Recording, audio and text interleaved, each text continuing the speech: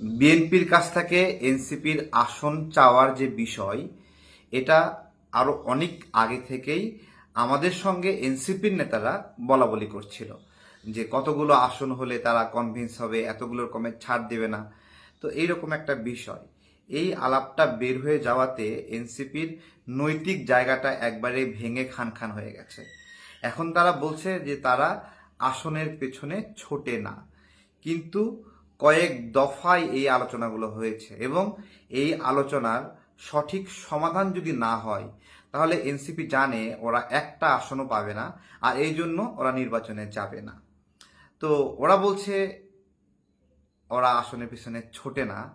তো ওদের ভাষাতেই যদি হয় যে ওরা আসনের পিছনে ছোটে না, ওরা আসলে আসন ছাড়াই 5 বছর ক্ষমতায় থাকতে চায়।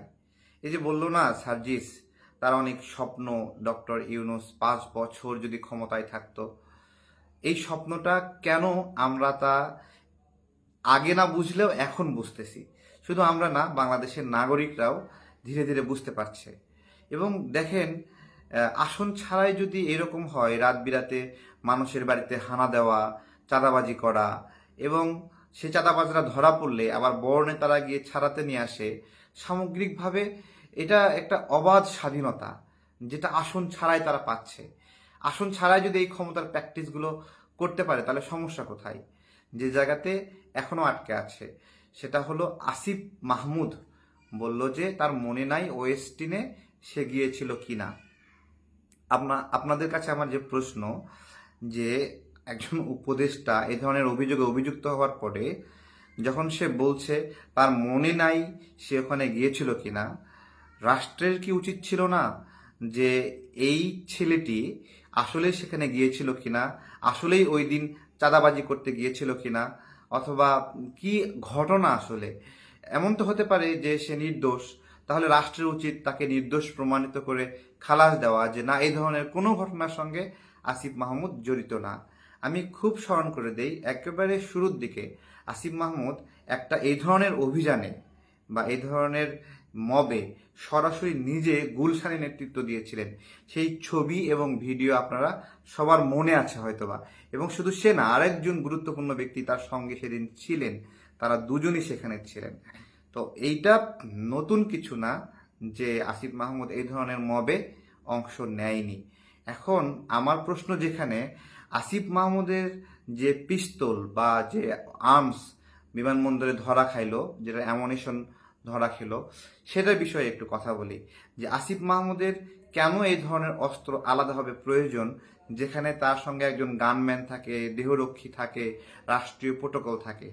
হ্যাঁ, আজকে কি মিলাতে পারছেন যে আসিফ মাহমুদ যদি এই ধরনের অভিযানে অবৈধভাবে সম্পৃক্ত হয় তাহলে তার মনে হয় একটা এই ধরনের অবৈধ অস্ত্র অথবা বৈধ অস্ত্র তার নিরাপত্তার জন্য প্রয়োজন রয়েছে। যদি সে প্রোটোকল ছাড়া এইভাবে গুলশানে গিয়ে এর বাড়িতে হানা দেয় তাহলে তো অবশ্যই একটা আত্মরক্ষার বিষয় রয়েছে। তো সামগ্রিকভাবে আজকের আলোচনার ওইদিকে না গিয়ে আসনের আলোচনায় আসি, যে আসন নিয়ে আসলেই বিএনপির সাথে এনসিপির সমঝোতা হবে কিনা। বিএনপি বলেছে এনসিপির দরজা খোলা আছে এবং সেই দরজা দিয়ে এনসিপি যাবে কিনা। আপনাদের কি মতামত, যে এনসিপি কি বিএনপির কাছ থেকে আসন নেবে নাকি নেবে না?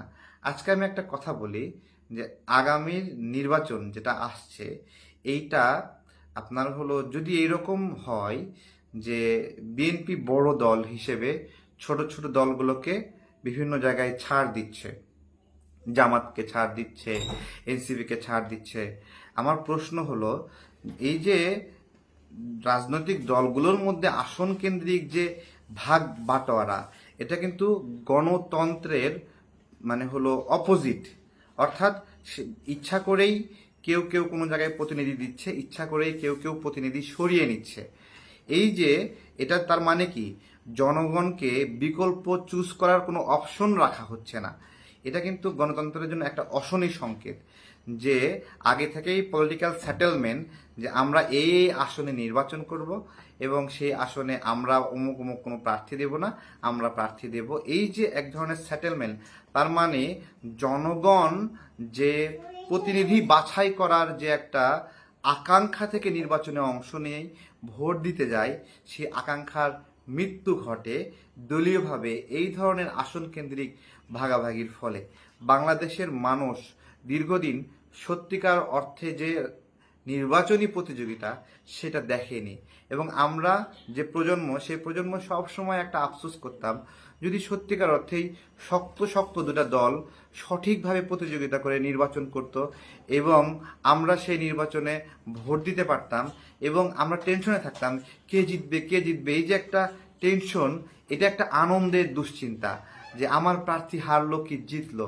বাংলাদেশের মানুষ এত দিন ধরে সেই ধরনের প্রতিযোগিতা থেকে বঞ্চিত হয়েছে, এবং সামনের নির্বাচনেও আবারও সেই একই ঘটনা করতে যাচ্ছে যে বাংলাদেশের মানুষ নির্বাচনের স্বাদটা আসলে পাবে না।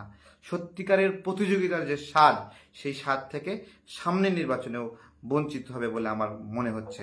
এই কথাগুলো কেন বলছি, দেখুন, বিভিন্ন রাজনৈতিক দল নির্বাচনে যাওয়ার জন্য বিভিন্ন শর্ত দিচ্ছে যে এইটা লাগবে, ওইটা লাগবে, পিআর লাগবে, টিআর লাগবে। তো এই শর্তগুলো যে শুধুমাত্র ডিবেটের জন্য, আলোচনার টেবিলের জন্য একটা পাওয়ার কার্ড, সেটা কিন্তু আমরা বুঝতে পারছি।